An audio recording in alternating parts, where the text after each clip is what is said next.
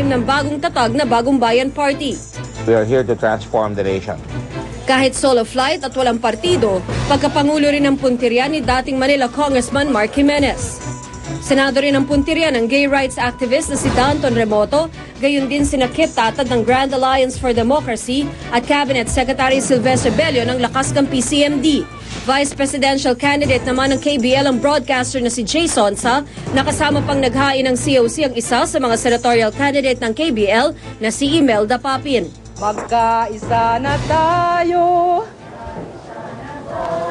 and we will always be one. Si dating MNLF Chairman Nur Miswari naman nakipag-alyansa na sa Bangon Pilipinas si Brother Eddie Villanueva sa kanyang pagtakbo bilang gobernador ng Sulu. Nais namang magbalik Maynila ni DENR Secretary Lito Atienza sa kanyang paghahain ng COC sa pagkaalkalde ng syudad. Ang Bayan Muna Party List naman naghain ng manifestation of intent to participate sa eleksyon 2010. Ako si Tina Panganiban Perez, ang inyong saksi. At ilang minuto na lang, formal nang isasara ng COMELEC ang filing ng Certificate of Candidacy. At hanggang sa mga nalalabing oras, ilang pang kilalang personalidad ang humabol para maghain ng kandidatura. Live mula sa Intramuros, Maynila, saksi si Susan Enriquez. Susan? Arnold, halos 30 minuto na lang at mapapasuna ang deadline para sa paghahain ng Certificate of Candidacy para sa mga tatakbo sa eleksyon 2010.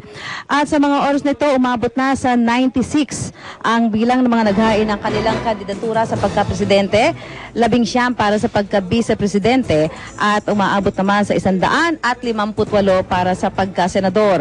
Kabilang sa mga huli naghain ng COC si Gilbert Remulla para sa pagka-senador sa ilalim ng Nationalista Party. Ayon kay Remulla, nakumpleto na raw nila ang 12 slots sa senatorial lineup.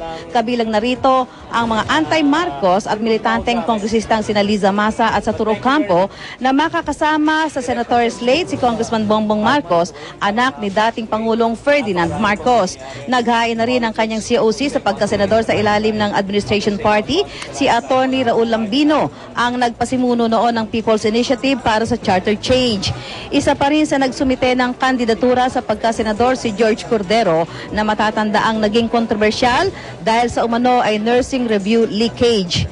Mahigit 17,000 posisyon ang paglalabanan sa araw ng botohan sa Mayo. Bukod sa Pangulo at Pangalawang Pangulo, pagbobotohan din ang 12 senador, 222 kongresista, 80 gobernador, 120 alkalde at mahigit 17,000 iba pang lokal na posisyon.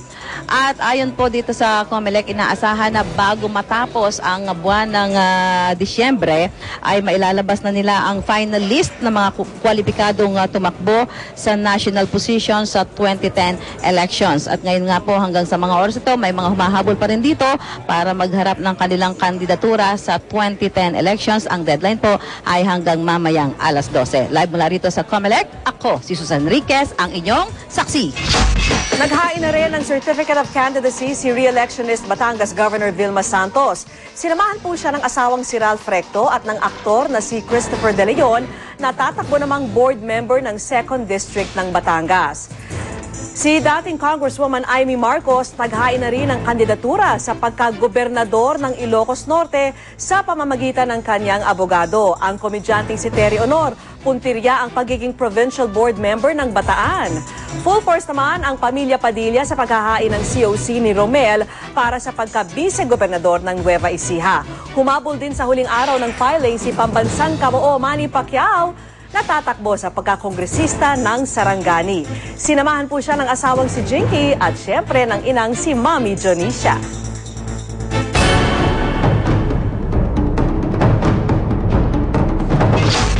Naisampa na sa Cotabato RTC ang 25 count ng kasong murder laban kay Datu Unsay Maguindanao Mayor Andal Ampatuan Jr. Gabi-gabi naman magsasagawa ng candlelight vigil ang iba't ibang media groups para po sa mga biktima ng Maguindanao Massacre. Saksi si June Veneracion. Bitbit ang 2 kahon ng mga gwardyadong dokumento at ebidensya. Nagtungo ang grupo ng DOJ prosecutors sa Regional Trial Court sa Cotabato City para sampahan ng 25 counts of murder ang pangunahing suspect sa karumal-dumal na pagpatay sa halos 60 tao sa Maguindanao, si Datu Unsay Mayor Andal Ampatuan Jr. what we have filed today are merely the medical findings of the victims who were submitted, yes, which were submitted at the time of the inquest. So there will be other subsequent proceedings for the rest.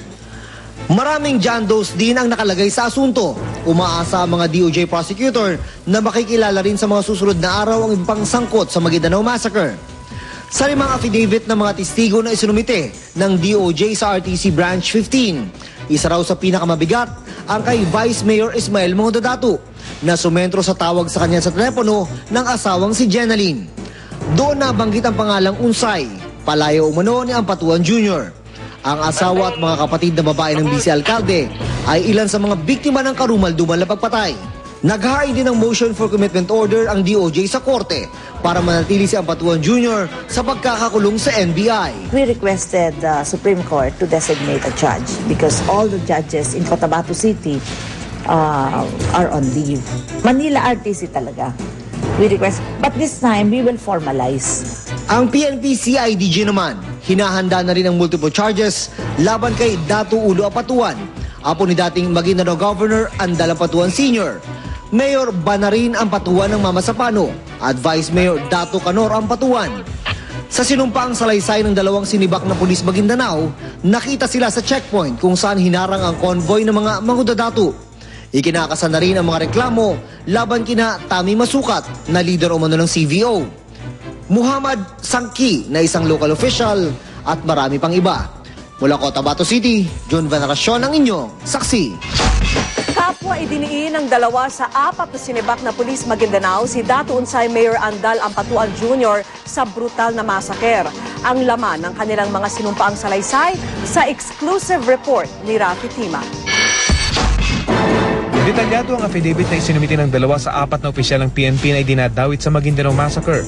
Base sa 6 na pahinang affidavit ni na Chief Inspector Sukarno Dicay, dating Deputy Provincial Director ng Maguindanao, at Inspector Ariel Jongo ng Regional Mobile Group na ngayon nasa kustodiya ng PNP sa Kamkrame, wala raw silang kinalaman sa nangyaring massacre. Hindi pa nagbibigay ng written statement ang dalawa pang pulis na isinasangkot din sa insidente na sina Police Superintendent Abusama Magid, dating Provincial Director ng Maguindanao, at SPO2 Badawi Bakal, dating hepe ng bayan ng Ampatuan. Pero aminado si Chief Inspector Dicay, malaki ang kanilang pagkukulang kung kaya naisakatuparan ng karumal-dumal na krimen. Kaya't nakikipagtulungan daw sila ngayon. Base sa affidavit, nagmamando raw sina Chief Inspector Dicay at Inspector Jongon kasama ang 16 na tauhan sa isang checkpoint sa Provincial Road ng Sitio Malanting sa Barangay Salman sa bayan ng Ampatuan nang tumigil umano ang convoy na pinangungunahan ng isang van na may tatak na UNTV. Kasabay raw nitong dumating ang mahigit 100 kalalakihan. Marami raw dito nakasuot ng camouflage na green. Ayon pa sa salaysay ni Jongon, pinangungunahan daw sila mismo ni Datu Unsay Mayor Andal Ampatuan Jr. na may bitbit na M16 Baby Armalite na may grenade launcher. Nakamaong daw ito at jacket na itim na may hood na nakapatong sa kanyang ulo. Ilan pa raw kamag-anak ng mga Ampatuan at ang mismong commander ng Civilian Volunteer Organization ng Maguindanao ang kasama rin umano sa grupo. Agad daw mismong hinanap ni Andal Jr. ang asawa ni Vice Mayor Ismael Mangudadatu at isinakay sa ibang sasakyan. Kasabay nito, pinalabas at pinadapa umano ang sakay ng UNTV van. Kinumpiska ang kanilang kamera, cellphone at laptop. Sa isang punto, akala raw ni Chief Inspector Dicay ay papuputukan ni Andal Jr. ang convoy, kaya nakiusap daw siyang huwag itong gawin. Pero bago umalis, binantaan umano ni Andal Jr. ang mga pulis na nagbabantay sa checkpoint na huwag magpapadaan dahil kung hindi ay papatayin silang lahat. Mga kasamahan na raw ng alkalde ang nagmaneho ng mga sasakyan ng mga biktima. Inamin din ni Jongo na natakot ang mga opisyal kung kaya nanahimik na lang sila ni hindi sila humingi ng tulong sa iba pang pulis o mga sundalo. At dahil sa takot talagang wala raw silang ginawa kahit malinaw nang may banta sa kaligtasan ng grupo. Nang dumating ang mga responding sundalo, nagpasama raw ang mga ito sa isinagawa nilang hot pursuit operation. Doon na raw nila nadiskubring pinagpapatay ang mga sakay ng convoy sa Sitio Masalay ilang kilometro mula sa kanilang checkpoint. Base sa affidavit ng dalawang pulis, hindi sila pinuwersa para isalaysay ang kanilang pahayag at may kasama pa silang abogado ng kanila itong isagawa. Batay sa autopsy na isinagawa ng NBI, ang may bahay ni Buluan Vice Mayor Ismael Mangudadatu ang pinakabrutal ang sinapit. Tadtad ng 17 tama ng bala ang katawan ni Jenaline Mangudadatu, ang ilan sa masiselang bahagi. Gayunman wala raw senyales na ni-rape ang mga babaeng biktima. Negatibo sa similya ang mga sinuring smears na kinuha sa may 15 babaeng biktima. Ako si Rafi Tima ang inyong Saksi. At sama-sama natin saksihan. Gasolina, diesel at kuryente magmamahal. Recycled Christmas tree pinagmalaki ng isang hotel sa Maynila. At Richard Gutierrez, isa sa mga nanguna sa pag-iilaw ng mga Pinoy Christmas decor ng US Embassy. Balitang hatid, nalagay isang liga ng katotohanan. Sa sama-sama